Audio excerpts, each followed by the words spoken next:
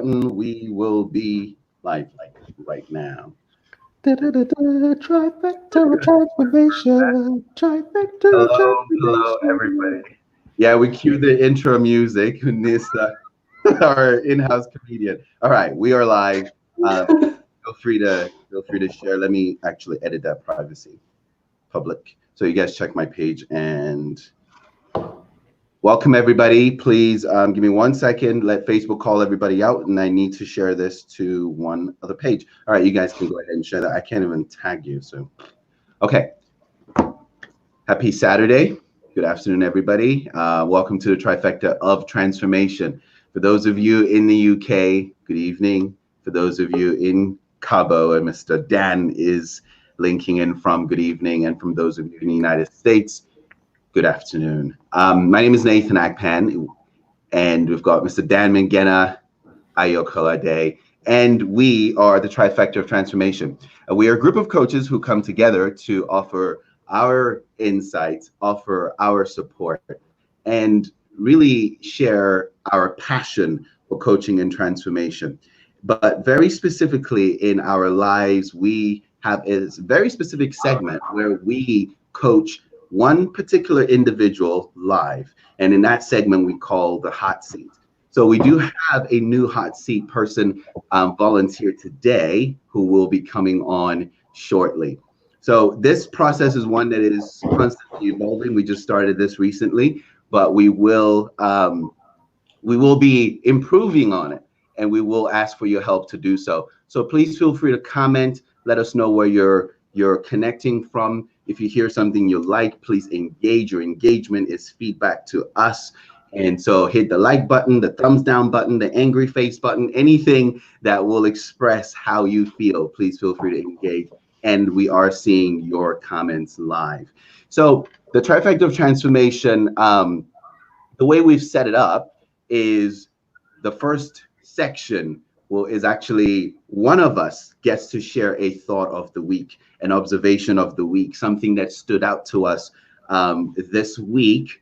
And it just so happens that today happens to be my turn. But before we do that, I would like to please allow my co-hosts to say hi and share their love online. And we will start with the one, the only Miss Ayódele O Kolade. Ayo.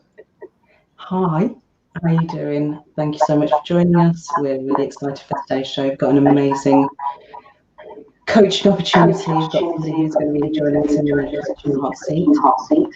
And it's going to be, I think, a challenge that many people resonate with. So I'm really looking forward to introducing her and sharing that with you. So thank you for joining us. Excellent, excellent.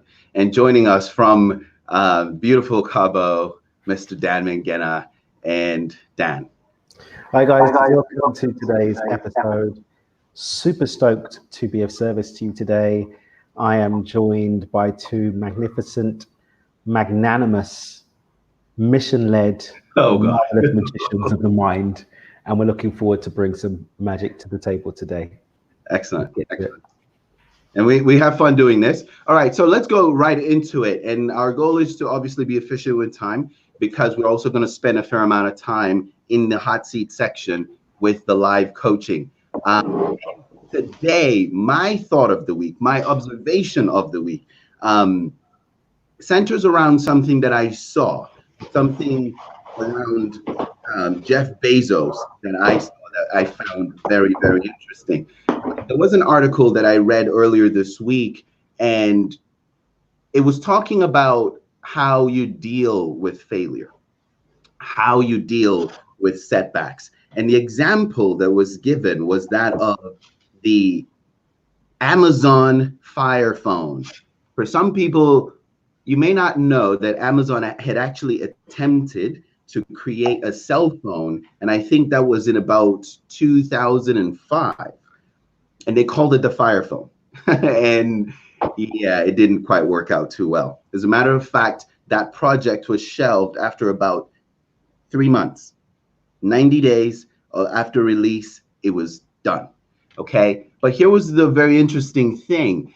Okay, this project cost Amazon $100 million.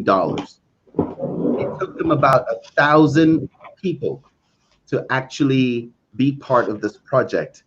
And after 90 days, it happens to be gone. But here's what Jeff Bezos did. Jeff Bezos told the lead manager of the project, he says, I don't want you to lose a moment's sleep over this. I don't want you to worry about it. I want you to move on. No big deal. Right?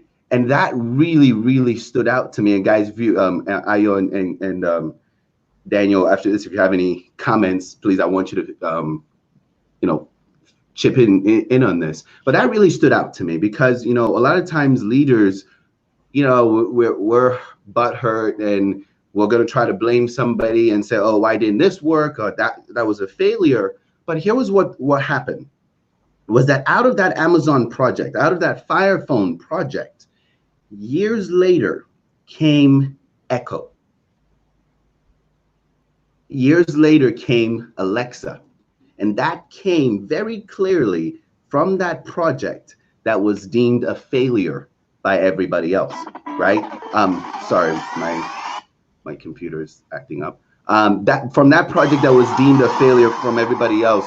Sorry, the sound is messing up. But I want to read something here that Jeff had written to his shareholders, and I'm a little bit long on this, but he said that it is okay for a person to wander sometimes when you have an idea.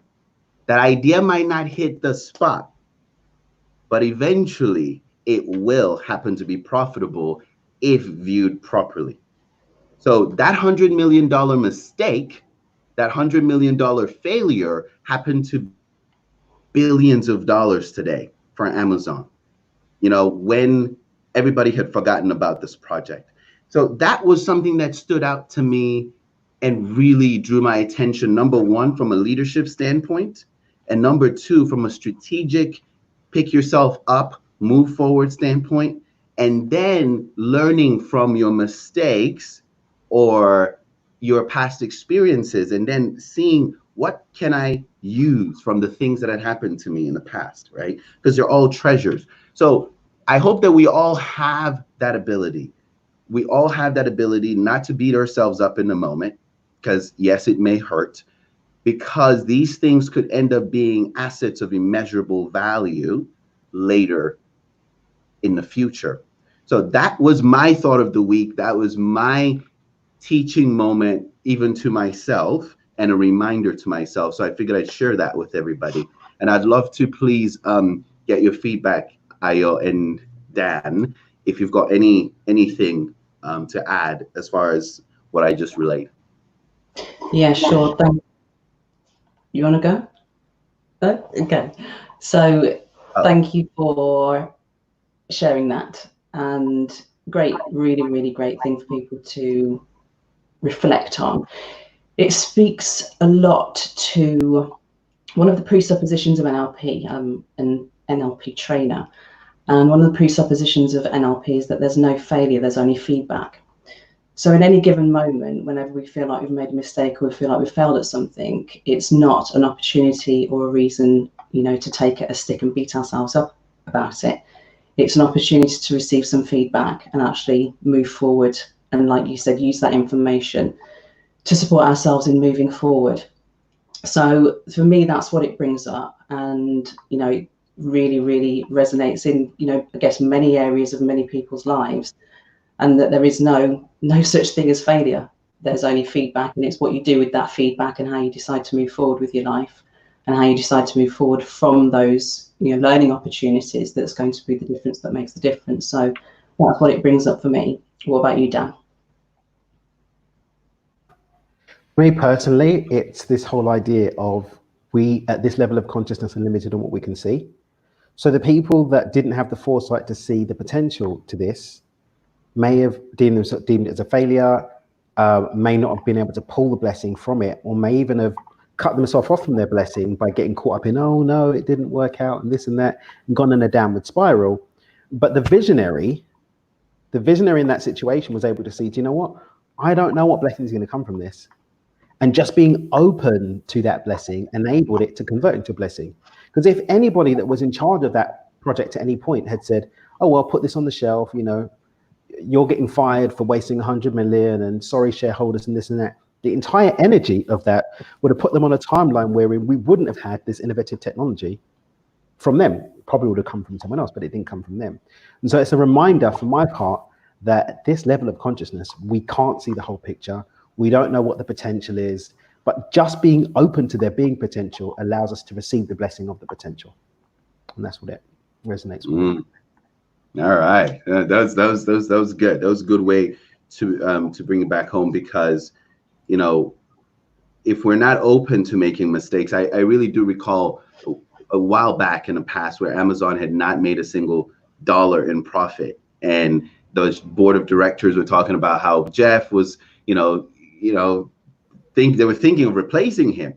And now today he's like, oh, look at this genius guy, you know, and anymore these days, if he takes certain risks, they know that it is not just careless risk, you know, so that is something that is great. As we process this thought, we want to, Ayo, do you have our guest queued up? Because I don't see her here. She has the link. Okay. She said that she was, let me just double check and see what the situation is. And also part of our trifecta of transformation. So we make very specific attempts to get a guest queued up so we can just flow into the hot seat. However, we do open it up to anybody in the audience, anybody who is watching, who may have a question about their personal life, about their professional lives, anything that you have always wondered or wanted coaching from or around. This would be your opportunity to do so from 3 individuals who normally would charge you a fee for their time. We are here willing to do that at no additional cost and no obligation, times 3 for you. So if anybody has anything, any questions, please feel free to comment, and I can actually bring you on live to ask your question as we wait for our guest, Dhalia.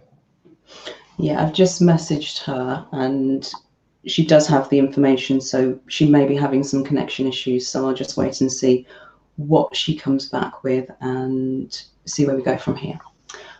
But all right, so in this case, well, let's improvise. Let's come up with a scenario. Dan,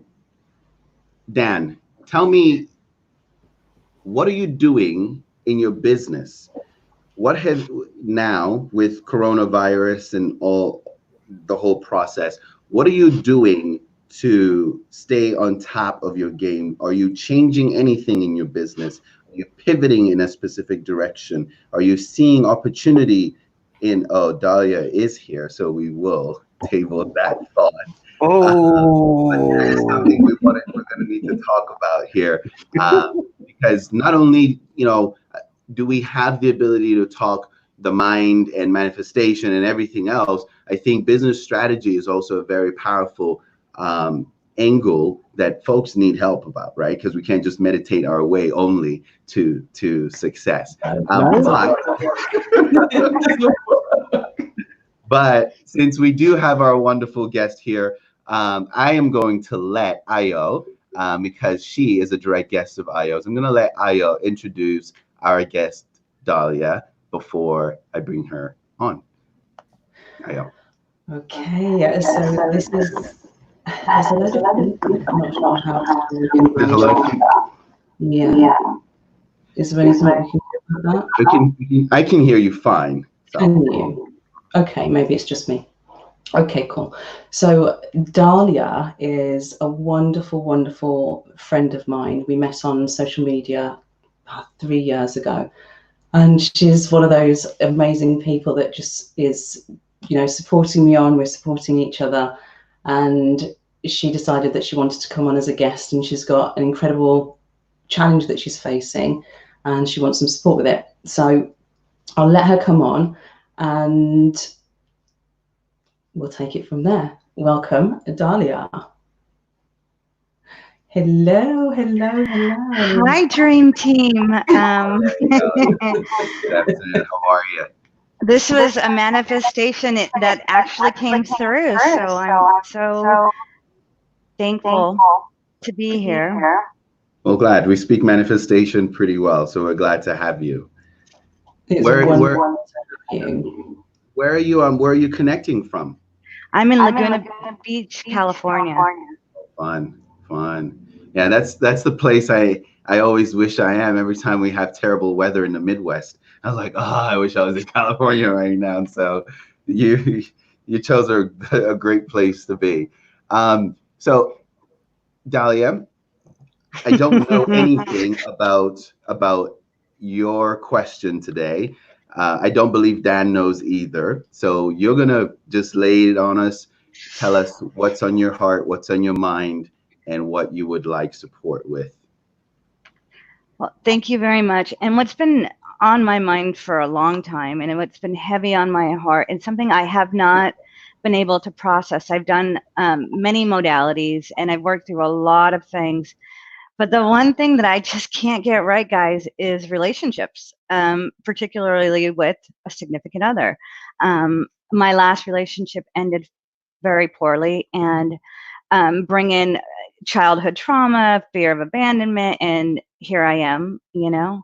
And I so want a healthy relationship first with self, and then with someone else, a significant other.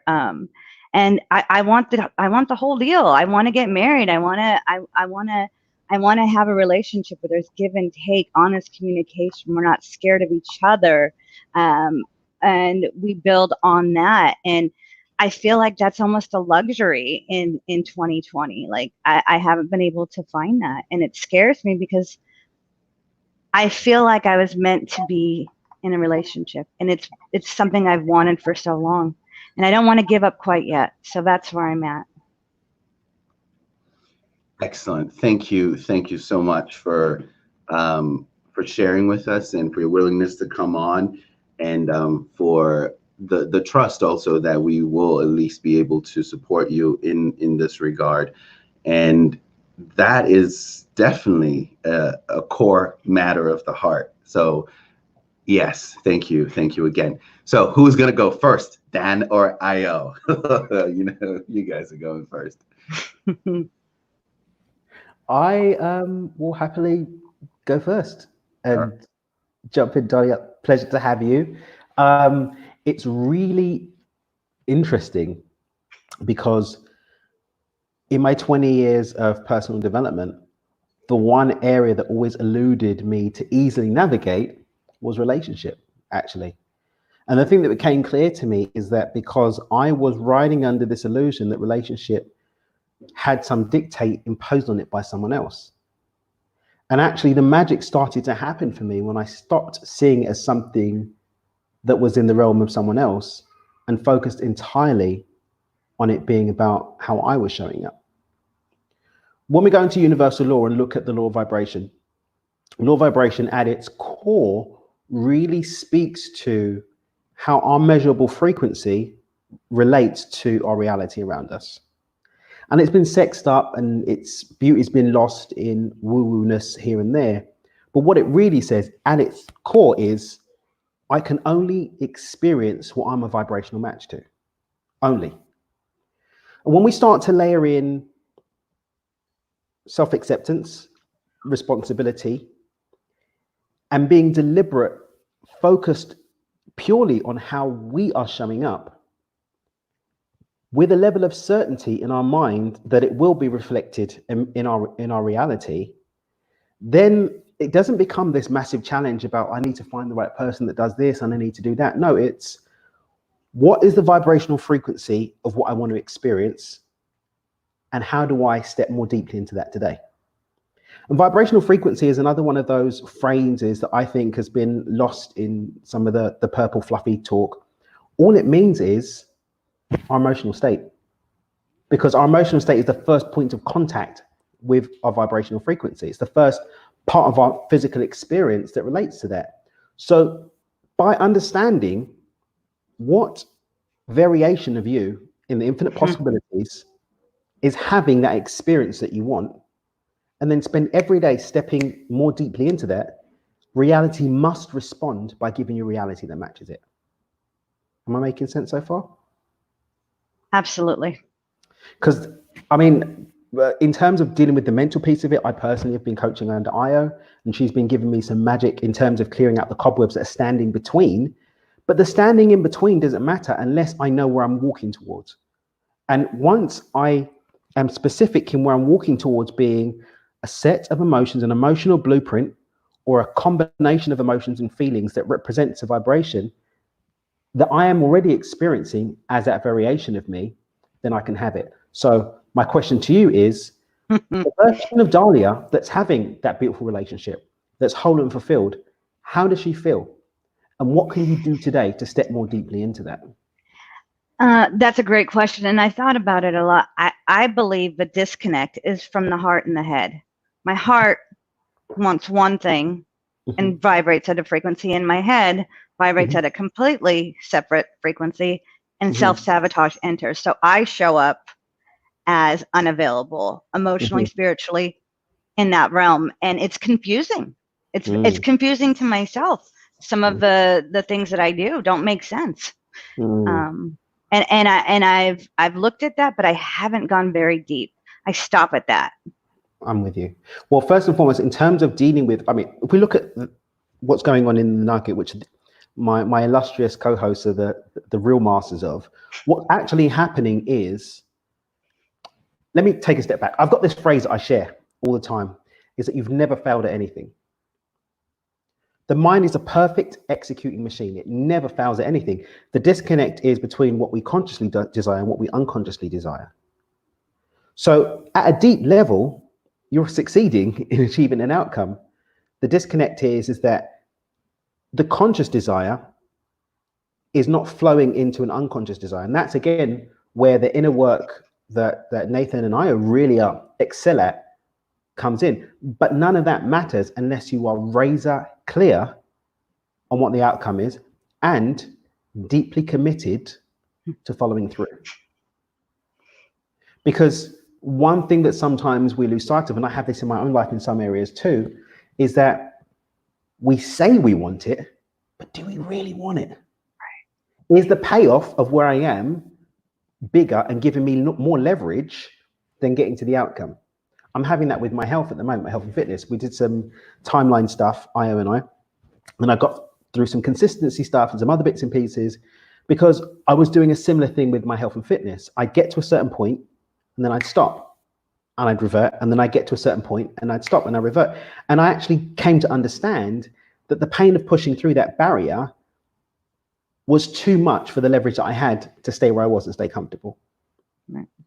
And once you understand that and you're ready to accept that it's not my mum's fault, it's not my trauma's fault, it's not this fault, I consciously here and now have the opportunity, doesn't mean that it's easy, but I have the opportunity to step beyond myself and to step into that vibrational frequency. Then you open yourself up to be supported to actually take those steps, whether it's with the healing that's aligned with it, whether it's with support or coaching or whatever, but it does demand your participation. And with that, unless you have something more, I've got nothing more to say. Thank you. You're welcome. Sounds like I have work to do. This is the game. This is the game. This is the game.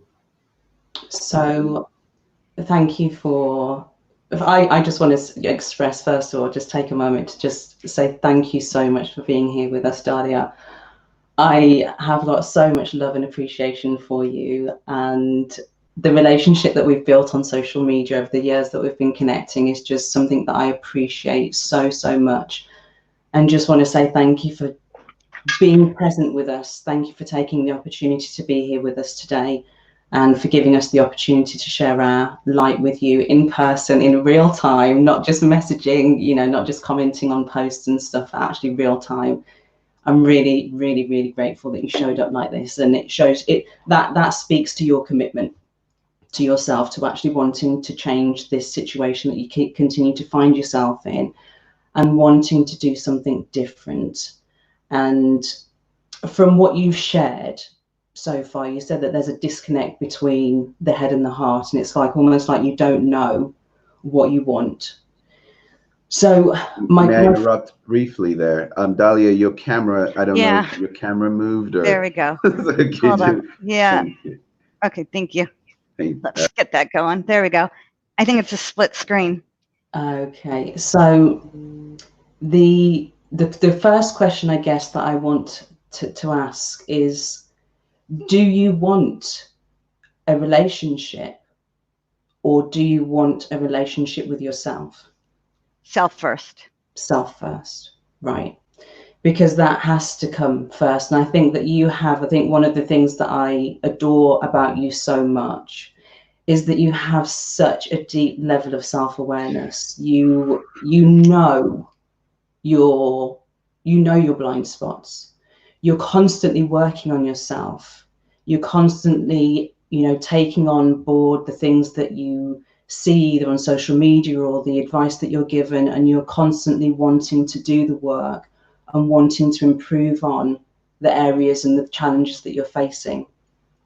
Your commitment to yourself is that just speaks for it. From what I know of you, it speaks for itself. You're committed to making your life different. You're committed to making this situation different. And I think that is really something that, number one, needs to be acknowledged, because not everybody is brave enough to look so deeply within themselves and see the areas for development that exist, and actually be brave enough to step into that space of acknowledging that, yeah, actually it's about me, and it's something that I'm perhaps need to work on and need to do something about. So I want to commend you for that as well. Okay, you do have such an incredibly deep level of self-awareness and a willingness to step into doing the work. You did mention that there comes a point where you identify that there are areas that need to change, but then you stop. Can you tell me a little bit more about that? Well, I think that's a good question. For me, I know what I want, and there isn't very much clarity. I can't put it in words. So the areas that I need to work on is clear communication. I can't say one thing and then my actions reveal something else.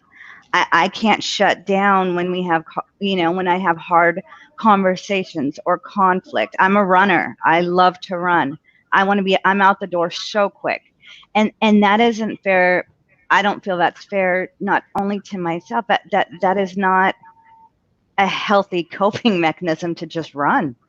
And I think that there are some definite areas where I can, I believe if I trust the process of a flowing relationship and I stay in that process, then even with the hard times, with solid communication, we can work that out.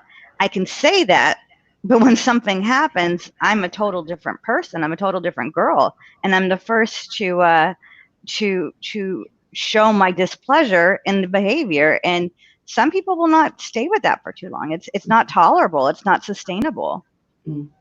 And do you find yourself in relationships with people who are able to have that level of conscious communication, that you can have those deep, you can feel safe being vulnerable and opening up your heart to? I don't believe so. I have one of my biggest issues is to allow someone to get close to me and then use that information later on. And I shut down completely. I've betrayed on such a deep level, not once, not twice, but multiple times. And for me to get vulnerable and share who I am and feel that it's safe to be funny, smart, silly, all those wonderful components that I can bring to the table. And if they get shut down, I shut down. And safety is huge. I need to be able to trust the person. I need to know that even if you don't like me in the moment, you are not going to hurt me. Please don't hurt me. And if you're going to hurt me, just go. Yeah, I really, really hear you on that. I really do.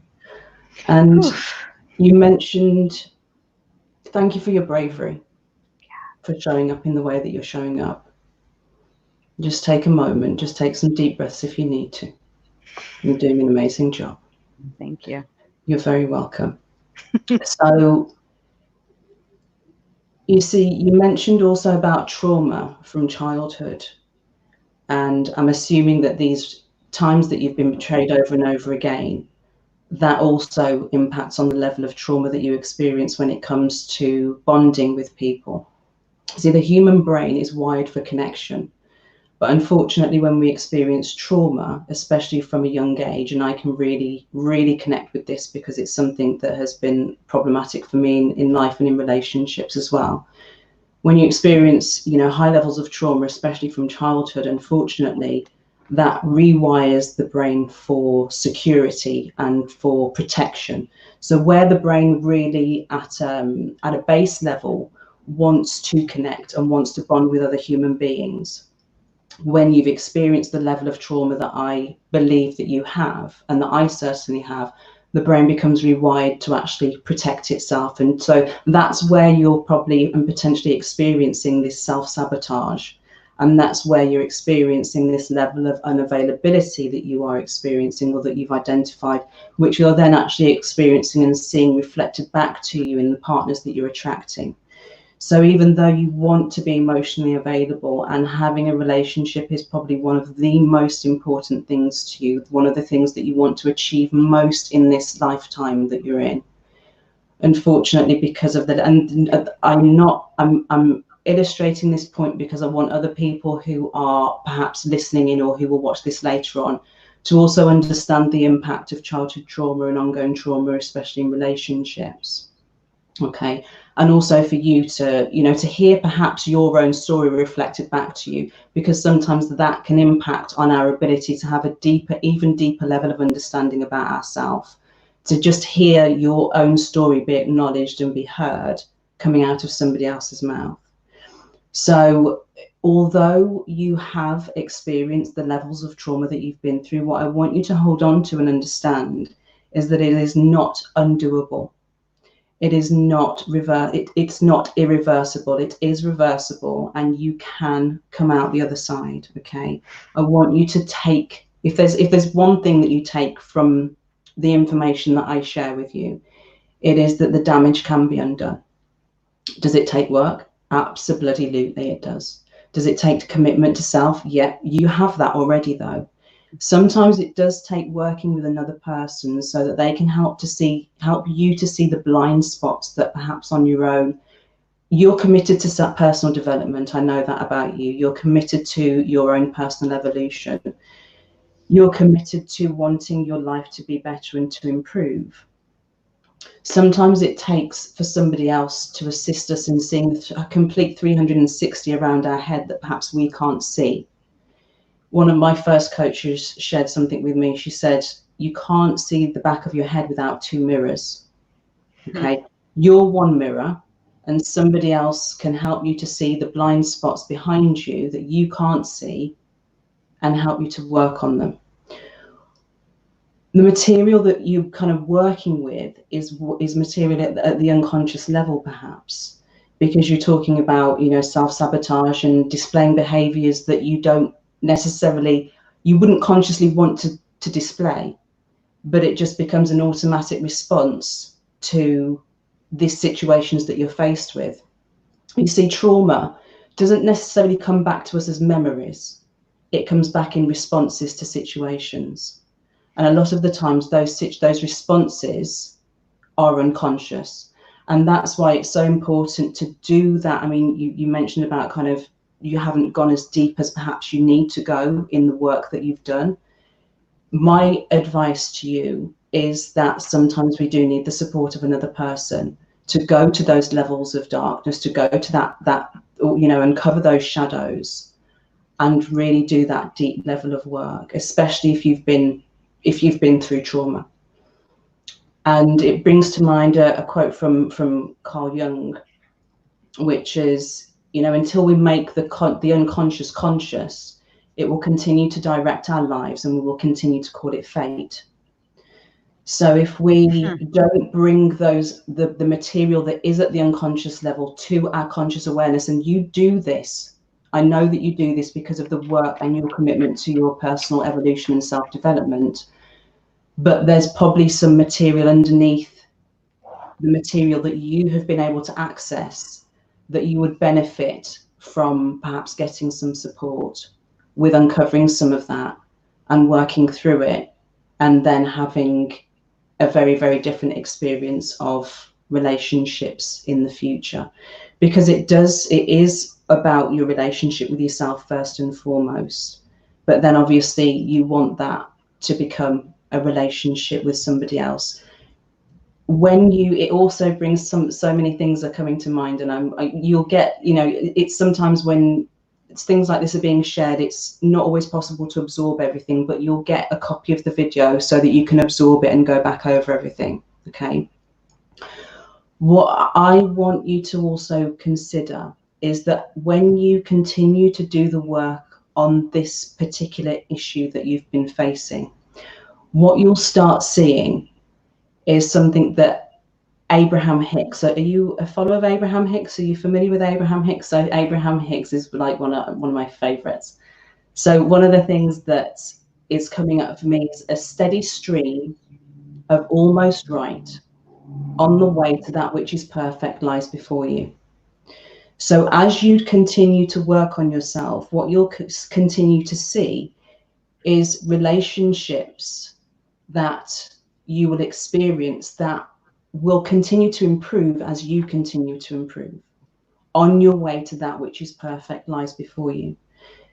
Another thing to remember is that the relationships that we attract are mirrors. Okay, and people think that relationships are the purpose of a relationship is to make us happy. The purpose of a relationship is to help us to become whole. The purpose of a relationship is to reflect back to us the areas that we need to work on. So these relationships that have been reflecting back to you this emotional unavailability that you have really, really fundamentally acknowledged is reflecting that back to you in order for you to have the opportunity to work on that. And when you work on that, you will start to attract partners who will perhaps reflect back other areas that still you need to work on. People are lulled into this false sense of security that relationships are to make us happy. They're to make us whole.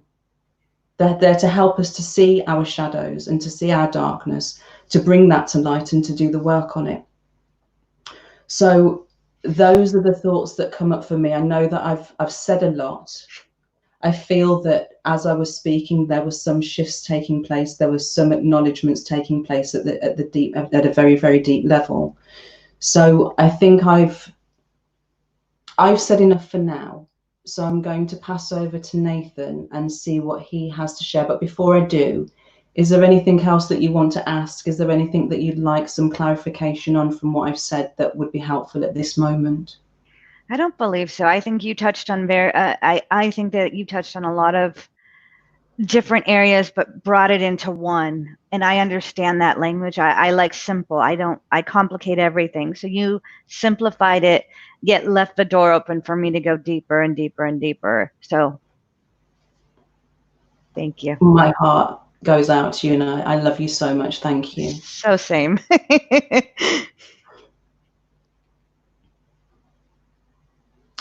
Your microphone's muted, Nathan. I don't know whether you can hear me. Sorry, I was trying to keep the feedback away. That was wonderful. That was wonderful. Thank you, Ayo. And I know it's sometimes it's easier for me to listen to you guys go and take notes and stuff. And maybe perhaps, next time we'll have more of an introductory like blitz round where you can ask all the questions you need, and then in the second round, the notes that you take will be stuff that you can use, because I've taken a lot of notes. So we're about to go deep. And if you don't, be careful what you ask for, right? You mind going deep with me? Absolutely not. This is why I'm here. All right. So some of the things that I actually had that I was gonna, great. Some of the things that I was going to ask have already been answered. So we're going to try to investigate it in some other way. But the purpose of the hot seat really is to also help those who are watching. So we're going to go deep because this is an issue that a lot of people struggle with. I know people who have great careers, great this, great that, but they cannot find or stay in a relationship. So everyone, a lot of people can relate, right? The ones who got married or divorced and all sorts of stuff. So this is nothing foreign to anybody. And we want to thank you for being on here. A lot of people can relate. So let us start from the most fundamental part. Dhalia, how old are you? 43. 43. Thank you. When was your last relationship? Relationship, or seeing someone? Whichever one it was that you could count in a box where you were attached to somebody. About a year and a half ago, 2 years. Okay. So that counts as a relationship? Correct. Okay, excellent. Why did that, was that a relationship that you felt you could have taken all the way? Why did that one end? You know, and the reason I struggle with that is because I invited in the universe and God, and I did all these things that I thought I should do, and I prayed and prayed and prayed for it. So when it showed up, I thought, I've arrived. And I ignored the red flags in the beginning. I ignored my reactions in the beginning. Everything inside of me said no, or maybe slow down, and I didn't. And when the relationship ended, it wasn't by my choice. And I was pretty much I'll use the word discarded, but let go. Without any input or clarification or any understanding. And I'm sure I've added to that relationship ending. However, without a proper ending, it leaves a lot of room for fantasy and making up things. And I think that was really, and if you look at fear of abandonment, you add that to it, it's a perfect storm. Okay, excellent. Thank you. Now let us go one step back. You had said earlier that you basically are at odds between your head and your heart. What does your head ask for in a relationship, and what does your heart want? Where's the disconnect? My head wants to think that I can run the show, that you're going to do everything that I ask you to do. You're going to show up, and you're going to have cleared all your past relationship history. You're going to show up, and we're just going to do this, and you're great, and I'm great, and we're just great together. My heart says, will you be vulnerable with me? Will you allow yourself to be vulnerable? I think that's where the confusion is, because I want to feel safe. And in order to feel safe, you have to get vulnerable. My head says, if you control everything, you don't have to be so vulnerable. Okay. So your head is trying to protect you. Correct. Your heart is crying out for vulnerability and intimacy. Correct. Okay. So which part of those two, which of those parts do you feel is responsible for the failed relationships of the past? My head. So the person who ended the relationship didn't do that just because they didn't care for you. If you were to peg something, would you say that it was most likely that need to control the relationship that drove that person away? I would like to say it was that simple. I don't think so. Okay. I would like to. I'd say no. In that case, it wasn't. No. What other cases caused you to believe that is the head? For instance, if I meet someone, we get along and we're having a great time, and then it's like, so are you my boyfriend? Do you want to be my boyfriend? Are you going to come over? Are you not going to come over? Are you coming over? You're not going to come? I mean, who wants that? That's crazy. And it pushes people away. And like you guys mentioned in the beginning, that vibration, my vibration, or I come off as the really cool girl that's like, oh yeah, no worries. Like, I'll call you in a month. So again, how am I showing up? And who do I want to be in that situation? Am I conforming to what you want? So you vacillate between, let us call it, neediness and aloofness. Correct. Right? Never really where you would like to be to maintain a stable relationship. Stable. Okay. So, do you believe, what is your self-talk? Do you believe you deserve a stable relationship? So it's very interesting that you say that. My self-talk fluctuates from "you're an amazing woman" and "wow, you're great" to "no one will ever love you. Look at you. You are you're unstable emotionally." And so it fluctuates between those two. Like, of course you're going to walk away. Right. Why wouldn't you?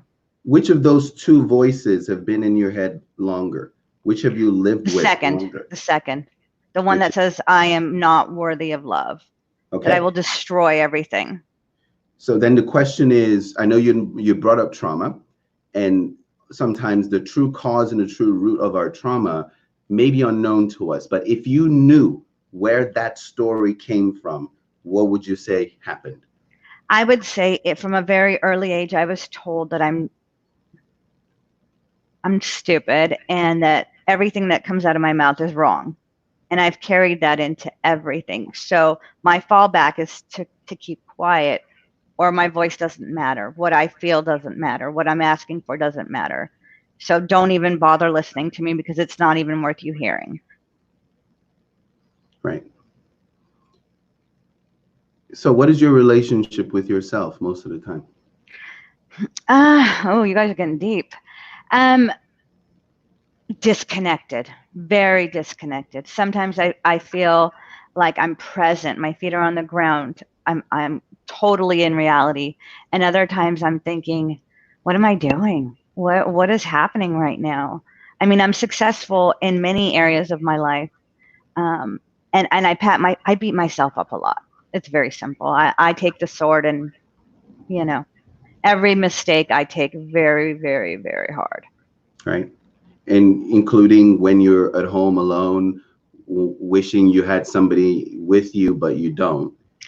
I try not to stay in that space. That is not a space that I like to be in. It's not comfortable. Right. I really don't. I have a great life. I have a lot of friends. I have a great family. Right. So my life is full.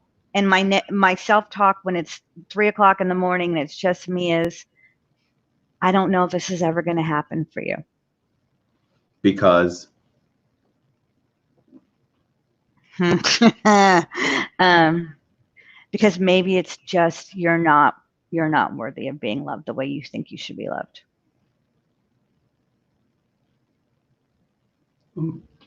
Why is that? Oh, you're going deep. Because you're a fraud. And if somebody got that close to you, they would know that you're not as amazing or great as you think you are. Or those negative things that I believe about myself. I'm not perfect. That's what it comes down to. I can't be perfect. I will never be perfect. My head wants me to be perfect. But also somebody used to tell you that you weren't. Yeah. Yeah. Who was that person? Well, I mean, it started with father, and then every relationship at some point, I'm sure we've had those conversations, such as, why did you do that? I don't understand you. I don't understand why you're doing these things. Why why is this showing up? Why is that showing up? What are some of these behaviors? Right. And to me, that feels like I'm being attacked all the time. Right. So I know you'd mentioned don't hurt me, and right. We're talking about past trauma here, and father. Was dad physically abusive, or was it just verbal? It was both. Okay. And he's no longer with us, so I feel fairly okay with this. But it was both. Right. And you actually brought up a really good point, because my natural reaction to yelling, I don't think is normal. If someone is yelling in front of me, if I'm at a grocery store and I see two people yelling, I automatically back up. If there's anything confrontation in front of me, I that's where the running comes. I got to go. This isn't safe. Correct. So I hope with these questions you're starting to see a pattern, and you're starting to see where these things came from. But I'm going to point something out here real quick to you. Dad is gone. Right. and you're 43 years old, but you just said he's no longer here, so it's okay to say that, which means that if he was here, you would still be apprehensive to express yourself at your age. Correct. Right? Yes. Yes. So, but here's the thing, Dhalia. Dad is still here. Dad is in your psyche. Right? And until he goes away, and the effects of everything that he does, not did, but does, goes away, Dad will continue to express himself in your relationships. Because every man that you're with is Dad. Yeah. Right? And so you vacillate between control, trying to assert yourself and tell yourself, oh, I'm not that stupid, I'm going to be the boss, I'm going to show you this, but inside you are scared. Right? And then most likely the people that you really, really like are the ones that you're really needy towards, but you drive them away also. And then you said, I knew it, I'm not good enough. Does that sound familiar? Yes. Yes. Yeah. Well, yeah. So it doesn't really take a rocket scientist to see exactly what's going on, right? Is literally that past hurt, you are on that track and you're replaying that event. As we had mentioned last week, the subconscious mind does not deal in past. Like I said, Dad's not dead. Dad is there, right? Everything that occurs to you is a present event. And so what it does is each time it just goes back and it triggers you again, and then you're replaying all of these cycles. So, I mean, it's really, really simple. You know, if you fix the issues, you know, that whole mommy issue, daddy issue thing, if you fix the daddy issues, your relationship will fix itself, because as Dan had mentioned, your vibration will shift. As soon as you do, your vibration will shift, right? Because one of the questions I had, would you think that you have a problem being approached by men? Does nobody ask you out at all, or what's the story there? I would say, as far as being, nothing that I would actually do a second look to. I don't walk into the grocery store and someone's like, hey, here's my number. I don't go, you know, I don't have that happens. I've been told that I'm attractive. I've been told you're funny, but no one has said, hi, Dhalia, I would like to date you today, right now. Right. Which is also probably because you're not, you don't have a vibration of, hey, you're the one, right? Because when you radiate, I'm not good enough, I'm not good enough, I'm not good enough, what they're picking up is, man, I really like her, but yeah, I don't know. Something's going on there, right? And then they go in I'm sure you've probably heard that. So it is absolutely necessary that, okay, so one last question here. What was the best relationship that you ever had? Oh, really? Oh, really? Really?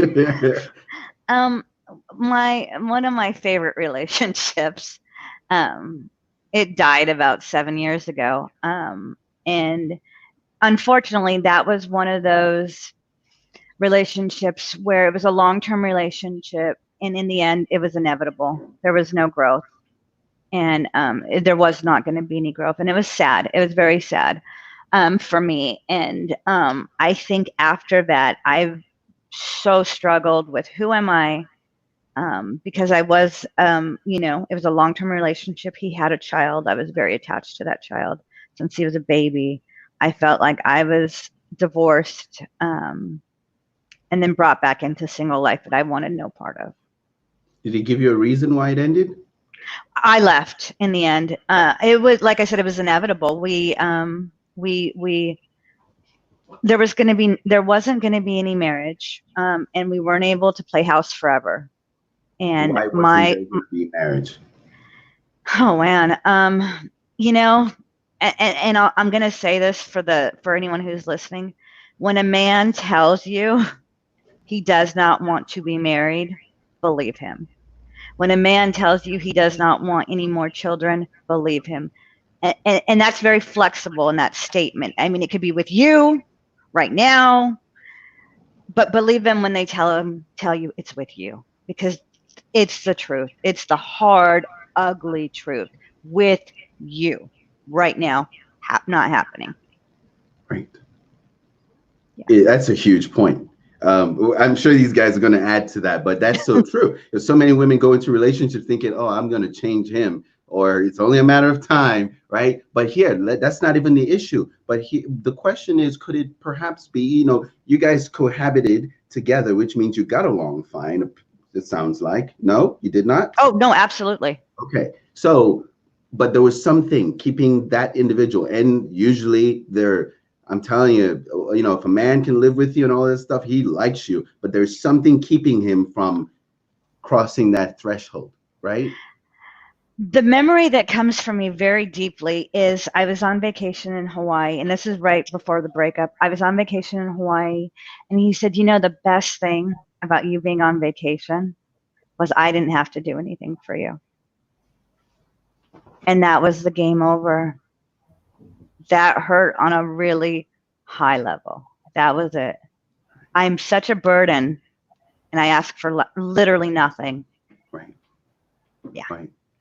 So I'm going to recap. I'm going to have these guys chip in. I asked these questions also to give them feedback, to give them info, because now they have stuff that they can probably feed on.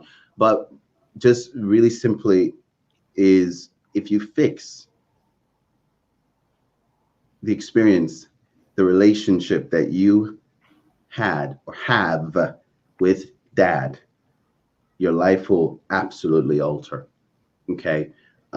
Because it can be traced even all the way back to that, best relationship. One of two things happens is either you were living with a person who, I don't like throwing out this word, but let's say he was narcissistic, right?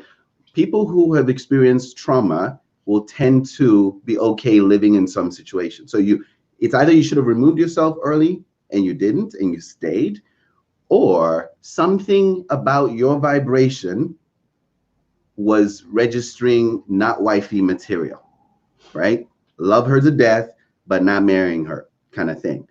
Both linked back to that past trauma. Because when you change who you are, change how you're feeling, they pick it up. They say dogs don't chase parked cars. Men know what's up, okay? But it must come from you. So when you fix those things, like what Dan was saying, part of the reason I asked that question, you didn't really know this, that, and the other. You have a picture of an ideal situation.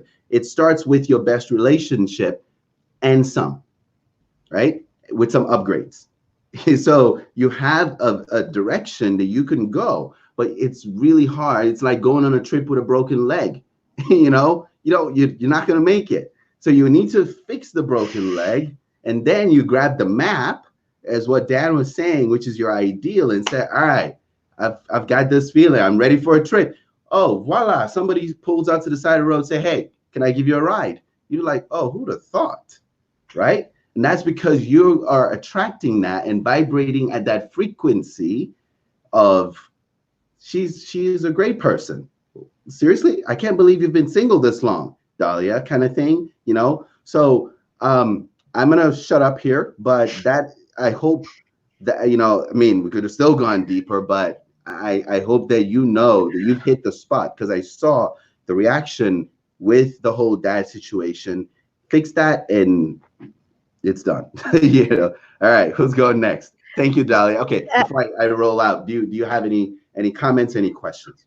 Thank you, Nathan, and thank you for allowing that space that dialogue to take place. And I love that you gave me the opportunity to do that, as well as hold that space. I felt like you were holding space for me, just as I felt like the others on here were as well. Because that was not easy, guys. That was really, really not easy. And I'm glad that you did that for me. So thank you, Nathan. Thank you. Thank you. Who's next? Who's got something to say? Do you guys have anything with what you know now? Any inputs for Dhalia? Dan, you had your hand up. Do you want to say something? Yeah, I had there was a particular point. First and foremost, you are what one might refer to as a developmental gangster, because facing down those demons, honestly, facing down those demons in a public forum, She is. and holding it together. I'd just like to recognize you now for a moment, and I'd like you to take a moment, please, just to seriously recognize yourself. Thank you. Yeah. Yeah. Oh, thank you. Because I don't know if I could have done that one. I don't even know if I should have done that. There's buyer's remorse possible. The end justifies the means. You did fantastic. I do have something that might be a little counterintuitive. Is probably going to be upsetting for some people, and you may not receive it well. But I have a question around that last relationship that you referred to, the relationship that you spoke of that you walked away from. And I'm sure there's more to it. But the thing that came up and that you went into a bit more detail on was, yeah, it wasn't going anywhere. He wasn't getting married to me. And it just got me thinking around this thing of not only expectation, which you spoke to. You were like, hey, girls, if he says he ain't gonna do it, he ain't gonna do it for the van. So like, I get that bit, but I don't know if I said it quite like that, but you did. maybe the question is, do you want to tell us why? What was the reason why you thought it wasn't going anywhere? Was it just because he didn't put a ring on it, or what's up? Did he do something?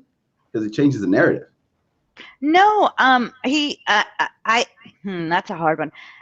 I think that he saw probably what you saw. You're a great girl. I like you. I love you. You're just not wifey material. Okay. I need you to pause for a moment. What the fudge is wifey material? Okay, so like, I'm not a nurturer. I'm not a nurturer. Pause just for a second, because there's going to be some pauses here. Okay. We're going to look at something. What is wifey material? Someone who can cook, clean. Pause. What is wifey material? Someone who supports their husband. Pause. What is wifey material? I don't know. Okay. Maybe that's the problem. Bingo. Because you said you made reference to this as being the happy relationship, and there could be more again. So shoot me down if I'm going on the wrong track. But your reason, in principle, for walking away from this was because he didn't see you as wifey material, something that we've identified that you can't specify, and that in real terms is, if something works, why do the labels? And now, I'm not, for the guys in the audience, this isn't for you to string people along and all that kind of stuff, but let's get to the heart of it. Marriage is a contract. There are plenty of people that don't have a contract that are enjoying a beautiful coupling. Some dear friends of mine, they agreed they're never going to get married, but they're not even going to call themselves in relationship. They will recommit to each other every morning and choose to do that. And they live a very happy life. They've got a beautiful son. And they simply choose to enter into a commitment with each other each morning. If we look at what relationships are, and I think I was on a Facebook group this week, we were talking about relationship. Mammals, there are very few mammals that are actually monogamous. And there was a scientist that did a paper on this.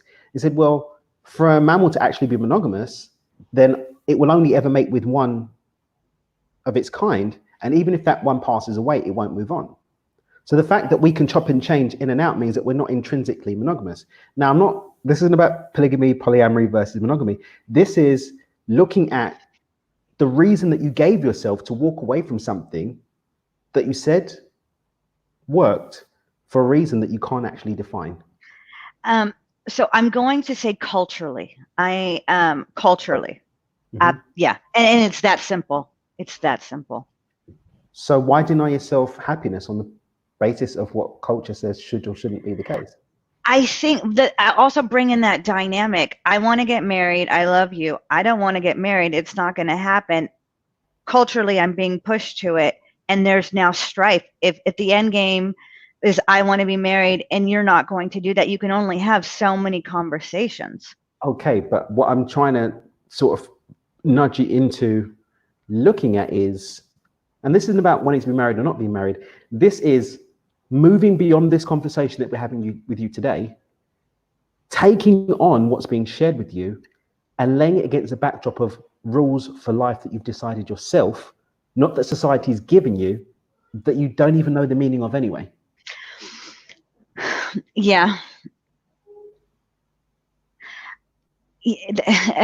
Yeah, this is a hard one. This is a really this is a really hard one. And I did some other modalities around it. This one's a challenging one. And I think, honestly, I started the relationship maybe 22, 23 and ended it at about 33, 34. So that even in that span, there's so many changes. There's career changes. There's graduations, there's kids getting older, there's so many dynamics that come into place. And when you're in a space with someone, and even though it's not your house, it's not your kid, you're almost on the outskirts. And that was a big challenge to me. I was not part of, and I didn't feel that big I want you forever commitment, and I didn't see it happening anytime soon. And that caused that space to move apart from each other. I believe. I'm with you. So there's a concept in reality transurfing called importance levels.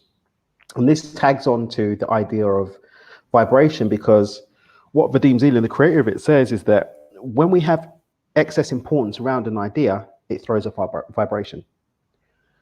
And excess importance comes from us just not being able to accept the beauty of what is in the now.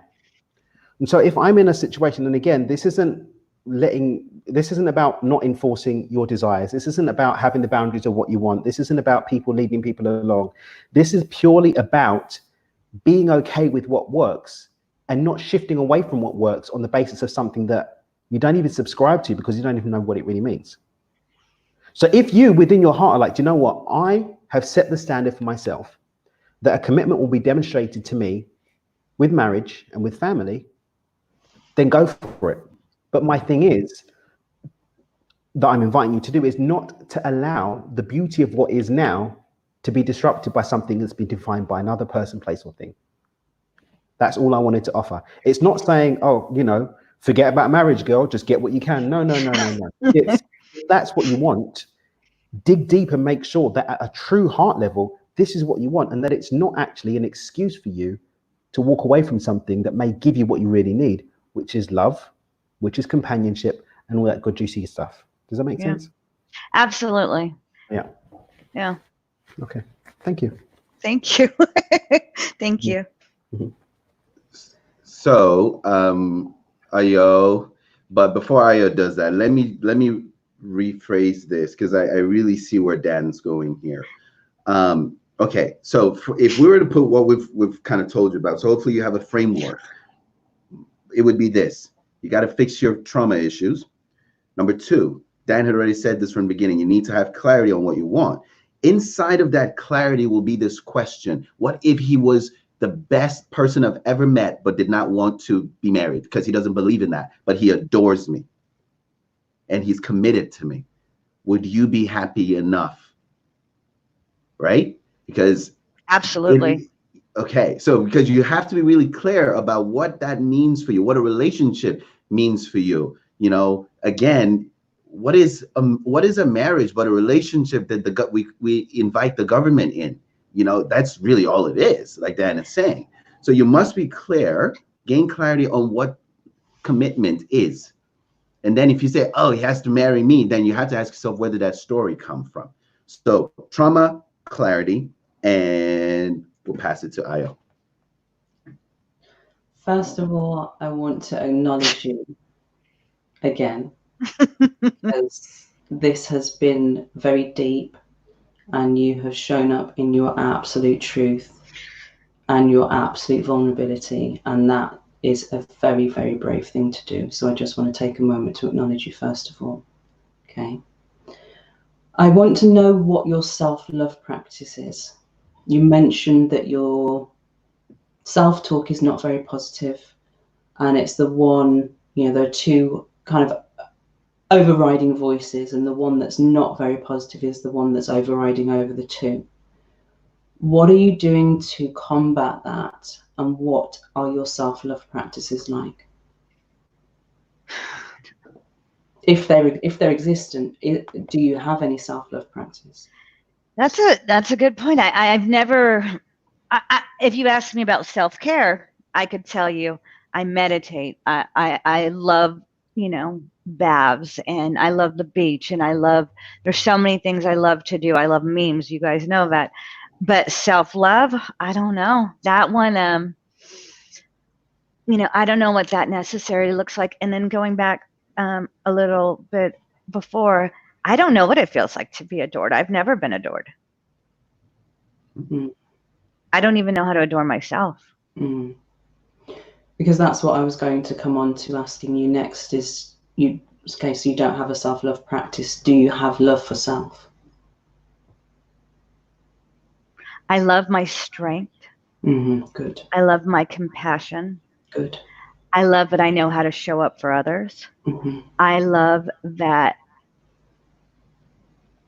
I was raised with a strong belief that one way or another, everything's going to be okay. So I have that calmness in emergency. Mm-hmm. And those probably don't equate to self-love, but I have a pretty solid foundation for respect and manners, not necessarily with myself, because I self-destruct. But as a whole, I have these things that were embedded to me. How good women behave, how, culturally, all these things have been embedded on how we act and how we dress, and even not even just culturally, just as women, And just touching on some of those qualities that you said that you love about yourself, they do contribute towards self-love. Do you ever tell yourself that you love yourself? Do you ever say, Dhalia, I love you? No, I don't think so. I want to encourage you to start doing that.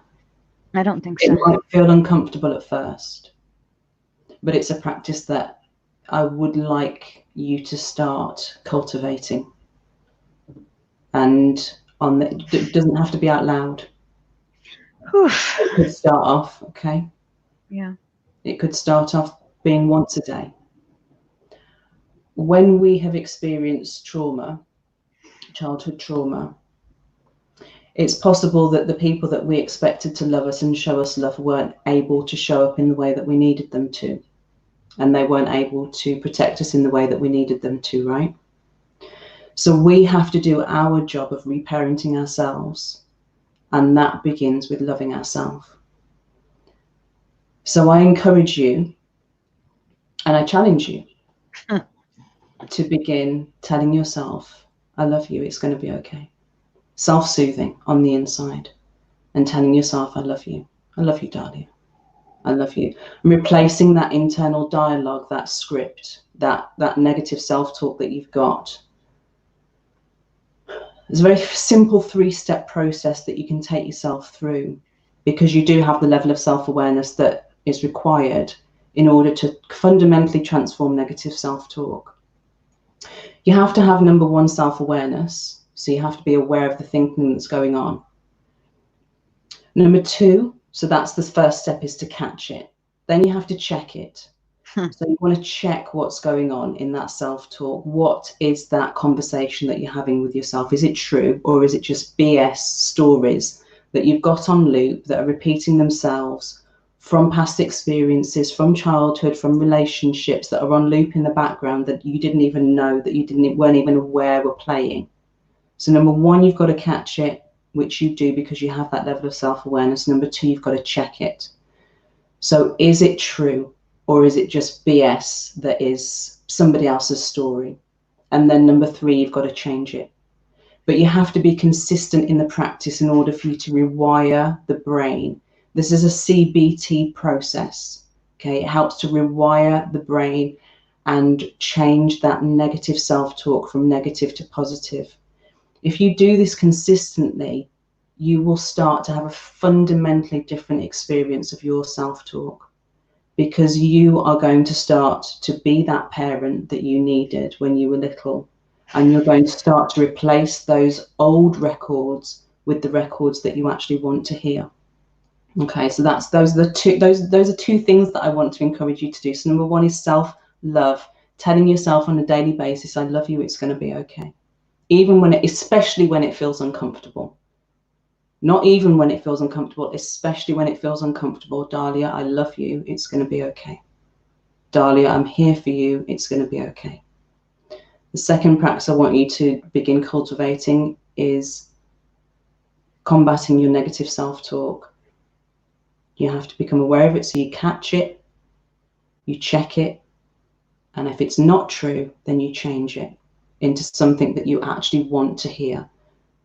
Okay, so the truth is that you have all those beautiful qualities that you are aware of. So any of that BS negative self-talk that's on loop, you can replace it with, actually, I am kind, I'm compassionate, I'm loving, I'm caring, I'm beautiful. All of the things that you know to be true about yourself, you need to be responsible for replacing that negative self-talk with positive self-talk. Are you familiar with a practice called Ho'oponopono? No? No. I want you to do some research into this, okay? It's a very, very powerful ancient Hawaiian huna practice, which is specifically used for forgiveness and for helping to clear energy blocks that we have and negative energy, and especially in relation to forgiveness. And it sounds like from what you've shared, there's definitely some forgiveness of self, some forgiveness of others that's going to be required. So I don't have space or the time to go into all the details, but I want you to go away and do some research into it. But it has a very, very simple 4-step process. Whenever something comes up, negative emotions, feelings, thoughts that perhaps are not serving you, I would encourage you to place your hand on your heart and say the simple 4 things to yourself, which are, I love you, I'm sorry, please forgive me, thank you. I love you, I'm sorry, please forgive me, thank you. And you just repeat this process over and over again until the feeling, the emotion, the thought that you are not wanting to experience in that moment, until that emotion or energy starts to dissipate. Very, very, very powerful practice that myself and another one of the coaches, if he's willing to share more about his experience with you, then I'll leave that up to him. But it's fundamental in my own journey and my own well-being that I use on a daily basis. If there's ever a feeling or a thought or an experience that I feel does not help to resonate with a positive energy that I want to be in alignment with, it's one of the first things that I go to. I love you, I'm sorry, please forgive me, thank you. And you just repeat it over and over again until you're able to shift that energy. Okay, so those are the 3 things that I want to leave you with. I'm going to pass back over to whoever wants to step in. I love you. I want to just say a massive, massive thank you for being present with us today. You've done an amazing job, and I just really hope that we have given you some contribution towards the experience that you're going through. I love you so much, Dhalia. Thank you for showing up in your truth. Thank you. Thank you, Ayo. Thank you. Okay, so normally would let you go, but I actually do want. I do want to go deep into this because we started this as okay, Facebook Live, do Trifecta and stuff, but I think we would be remiss to let a good opportunity, because it's really about the coaching. I could care less about the Facebook Live. It's really you getting off of this, watching this video again, and having clear steps and transformation occurring. Okay, so you had said something. Ayo had asked you, what do you love? And you said these wonderful things. The one thing that came up to me was, what don't you love about you?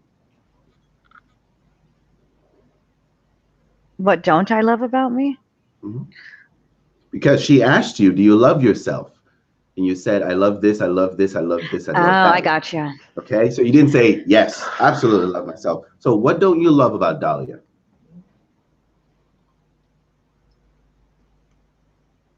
That I've hurt a lot of people. That my behaviors in the past have not always been in alignment with who I think I am. And if we go back to that original statement, is if you get too close, I'm a fraud. If you get too close, I'm going to hurt you. I know my demons. I play fairly well with my demons, but I don't want to hurt people. I don't, and I don't want to hurt myself in the process. And I think that's the part of me that I really struggle with, that darkness. I found during some other work that I am someone who is a retaliator. You hurt me, I'm going to hurt you, and I'm going to hurt you harder than you hurt me. And that is not a comfortable space to be in. Right. And I hate that about myself. I don't like that about myself, that I can go there. Okay. Yeah. You know, like I said, this is really for you, because we want you to watch this video again later on and like, holy smokes, right? But you can see how your subconscious mind works. If you feel guilt, if you feel weary about letting people in because you believe you're going to hurt them, right? So not only do I not deserve, because you have to, there is a very clear script that you need to change that, which is I don't deserve. Okay. But now you say, okay, I'm going to hurt this person. Of course, you're going to find a way to get out of it because you actually are doing the world some good. Right? You know, I better get out of here before I hurt this fool, you know, and Right? you leave. You know? So, I'm giving him a hall pass. Incredible. Like Dan had said, the subconscious, he said this, one of our conversations, and it stuck to me since. The subconscious, and we also have that in like NLP and stuff, but the subconscious never loses. It is always consistent to the story that we hold. Yeah. Okay. So you over here, there's the guilt, there's just a lot of layers of stuff. And so even with what Ayo had suggested, it will help. The reason I'm asking these questions is we must actually, it's almost like kicking debris up in water. We must shake things up and bring the debris up, and then you can go and you can do these other things to clear the debris. Okay. We're not quite there yet. Well, yeah, I know there's a lot of layers, but it's now to know that there are levels and levels of this. If I were to jump to a conclusion, you're aware, but you chose not to really look deeply at this because you were afraid of what you were going to find. Am I wrong? No, I'm not actually afraid to look at it. I don't know how to change it on a conscious level. Right. But when was the last time you looked at it this deeply? About 3 months ago, actually. Okay. So now in terms of, that's good. Now you have, if the same things are coming up, you've got this reinforcement. Now, here's another question I have for you. You had said something about good women. How do good women behave? Well, they that's a tricky one.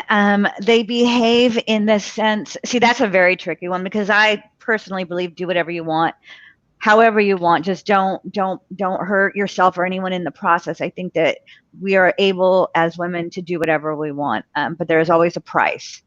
There's a price in self-worth. There's a price in all those things. But I believe good women, they dress modest. This is gonna probably bite me. They dress somewhat moderately. They and that, see, that I'm just gonna contradict myself. I think I'm gonna leave this one alone.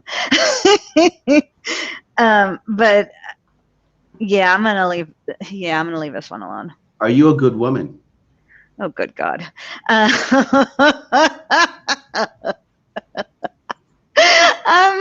Today I am. Okay. Today I am. So I can take a logical inference. But here, the point is this. The point is this. If you don't believe you're a good woman and you know the world is looking for good women, right? Because here's the thing, regardless of what you choose to say, we can say all we want. Right. You can deny the social construct. But Dan, in his questioning, had asked you about marriage, and you were firmly in the construct, right? So you can't deny, oh, hey, society, my culture says a good woman should do this, but I'm not, I could care less. Internally, you subscribe to that idea because you brought it up, right? So yes, consciously, you're a free woman, you do what you want, but subconsciously, a good woman should really not be doing this, right? Yeah. And absolutely, that conflict, that cognitive dissonance keeps you from having what you want, having what you desire. You only attract the things that you actually don't want because let's get back to it, you don't deserve. Mic drop. So they're all connected. So I know I saw Dan get out of his chair there. I'm gonna let him say something. Were you gonna say something? Mic drop. Yeah, but I mean, it's incredible how tricky this thing called the mind is, right? It's like an AI machine that is evolving and creating our reality as we go, but we don't even know what the hell's going on. But it knows exactly what's going on. Damn. No, I was just at the what makes a good woman. I was going to ask you culturally, what culture did you grow up around? Is there a specific culture? I'm Middle Eastern, so I'm Egyptian, and I come from a Muslim background, and I'm a first generation American. Yeah, so between all of that, and then between the ages of 0 and 7. All this stuff's getting piled in. And I'm just going to add. I'm going to add to this. This is my experience only. My experience. For anyone, for anyone that's listening, because I can easily blame it on family and culture and all that, but it's been my experience. Yeah, that's. Of course it is. We're not talking about blame. We're talking about identifying the root. So that is a good again, point. Going back to the point that Nathan was saying, it's not about blame. It's identifying the root so we can shake those rocks, let the debris come up, and then time, even on and of itself, brings new water, which takes that debris away. But it has to be shaken up. Right. And you know what? I think I would love to blame and play the victim. That would be a really great way to do that. And I can't today. I know too much. Yeah, it would do you no good. Good. Right. None. All we're trying to do is bring this to your awareness so you at least know what's been playing a part. I grew up in Nigeria. It's the most populous Muslim country in all of Africa. I grew up right next to an Islamic school. Like the next wall was an Islamic school. So I can speak to certain parts of culture in different areas. What happens is when two cultures overlap, when a person comes from one place to another, there is what you're experiencing right now is that, okay, I'm this kind of person, but underneath is this current that runs under of what that good woman should be, right? Right. And of course, dad treated you differently because that's what his culture was and all sorts of stuff. So that cannot be discounted.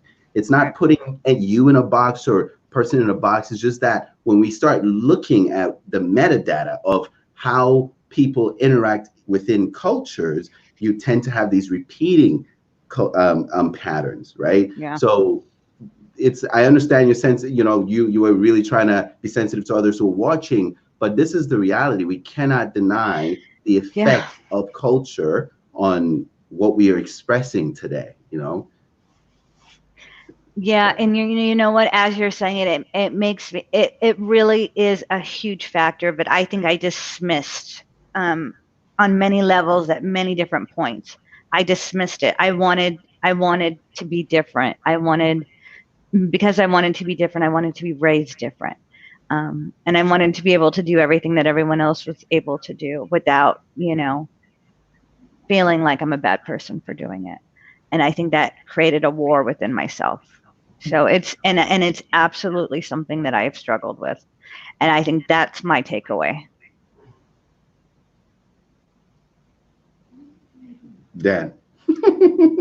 I just love putting you in the spot. Even from a vibrational perspective, I mean, I'm going back to the root of the vibration, and I knew that these guys would do the mind ninja, so I just wanted to create the container for the mind ninja. Right.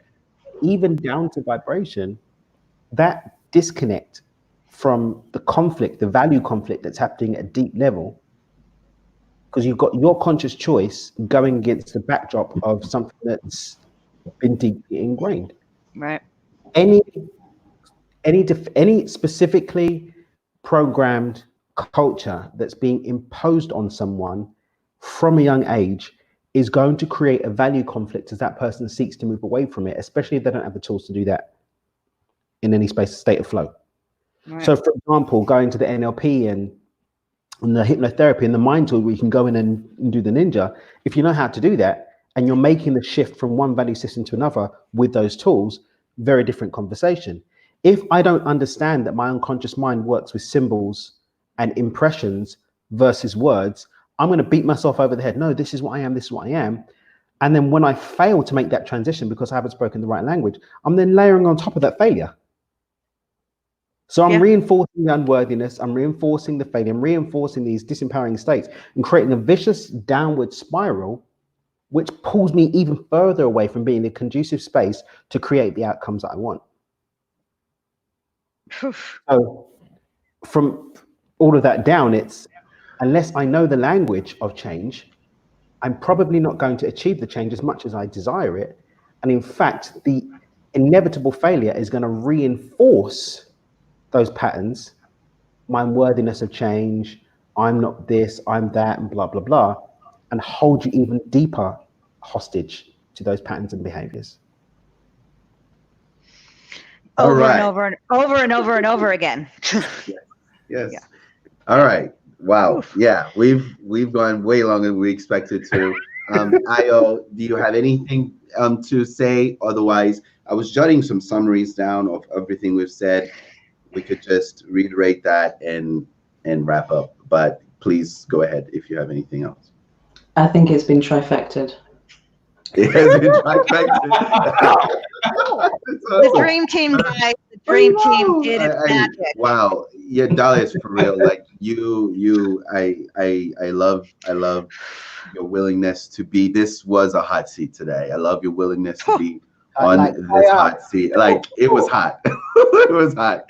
But I love your willingness to be here. Thank you, because not only are you taking the steps to ensure a different future reality for yourself, but you are in great service to others. Yeah. You're in great service to us, because without you, we wouldn't also express what we do, which is our love, right? So you've given a gift to everybody all around. So in summary here of the things that we have spoken about, and of course you're going to watch this video again, but there are 4 things very specifically that we've picked up. Number 1, and in the order that you need to actually do them. Number 1 is dealing with the past trauma. Okay, so you want to start with the trauma from dad, but you also want to address every other relationship that you have been, every other situation where, because it's also associated with this other, I've hurt people, I've done this, right? So you want to, but very specifically, let's start with people who've hurt you. So deal with the trauma, especially dad, right? Because that's the whole thing. That is in every man that you find attachment. So what happens in attachment theory is we seek out dad, right? Because you've got unresolved business there. You keep seeking out dad, but it's not going to work out because the dynamic was not right.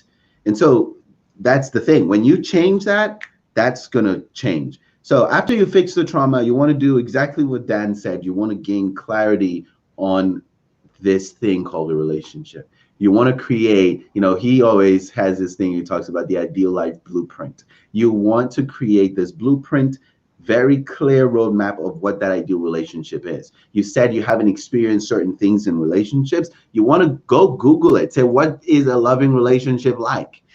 You're not the only person. I've worked with people who don't know, because every relationship they've been in has been messed up, right? So like literally not knowing, is this actually should I expect this in a relationship, right? So if you don't know, ask somebody. Look up a couple that's absolutely blissful and ask them, what is a good relationship, right? Or Google it, right? You want to gain clarity on that. And then that question that Dan asked you, because it's going to determine what you call into your reality. Is it just marriage, or is it this heart-to-heart connection? As you had said, it sounds like it's a connection that you're needing, that vulnerability, okay? But here's the thing, when you can heal yourself, you will allow yourself to be more vulnerable, right? So that's why you must do that first. Now, number 3, as again, what we had brought up here this last time discussed, when you can fix the heal, the trauma, gain clarity, the next thing you want to do is you want to clear guilt, because there are layers of guilt there. Right. That strategy that Ayo had presented and had given you, she gave you several suggestions. I hope you write those down, between, tracking the self-talk, forgiveness, catch, check, change, right? Those strategies will help you, because now you know what you want. Now you can say, okay, you're reinforcing the self-love, right? So between those 4 things, if you do those 4 things, here's the thing, when you love yourself enough, you won't actually stress about a relationship, but it will come, because at that point you are desirable to everybody else around you. And I guarantee it, what you're going to report to us is, hey guys, look what I got, I'm telling you guys right now on this live, if there's a marriage or a wedding coming, you guys are, even if it's just a blissful anything, that, because I'm ready for the work, and you guys gave me that platform to do the work, and I promise you, but I don't take this lightly at all. I really, truly don't. I truly don't. Did you say when? I'm sorry? Did you say if, or did you say when? When? Okay, good, because I thought I heard if, but okay, it was I probably said if. When? I know. I probably said if. If we could roll back the tape, I most likely 99% said if. I know you did. I just asked it. It's corrected. So it's a when, okay? Because we'll look forward to hearing that from you. And oh, trust me, I ask questions that I know answers to. Of course you do. Thank you for being here with us. Absolutely. Wow, thank you. I appreciate you. Guys, say thanks to our wonderful guest, and I guess we'll wrap it up. Yes, thank you so much for being here with us, Dhalia. I can't express how much it means to me to have been able to be in this position to help you to traverse these challenging waters, and just hope that we've left you with some incredible food for thought that you're going to take away. And like I said, we will provide you with a copy of the video so that you can watch it back, take any notes that you wanted to, and really take action on some of the things that we've shared with you. So from the bottom of my heart to yours, I love you, and I wish you every success in everything that you want. Thank you. Thank you, Dream Team. And you are enough, and you deserve to be so happy. Enough. Yes, so enough. Absolutely. Thank you. Look, we're all friends. Thank you very much. You guys, thank you so much. And a very special thanks for doing this. Like, this is huge. Not just for me. I've watched the other programs that you've put together, and you guys, when I say Dream Team, look at the different characteristics. Look at the different characters. You've all come one for a specific goal, and it works. And that is wonderful. And I'm so grateful that you all stepped into your alignment and are doing this. So my hats are off to you. Thank you. Thank you. The semi-holy trinity. We're not holy yet. Semi. We got to keep you guys right size. Semi.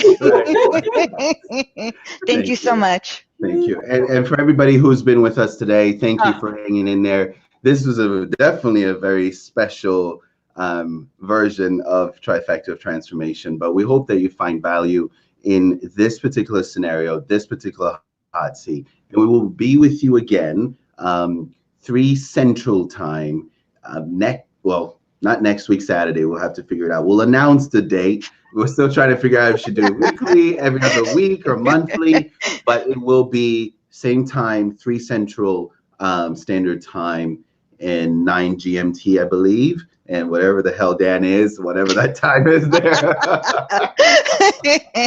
Who knows what? I know, he's always everywhere. But please, if you're catching this on the tail end, it will do you every bit of good to watch this replay again, because I would tell you, we weren't just yapping and blabbing away just to kill time.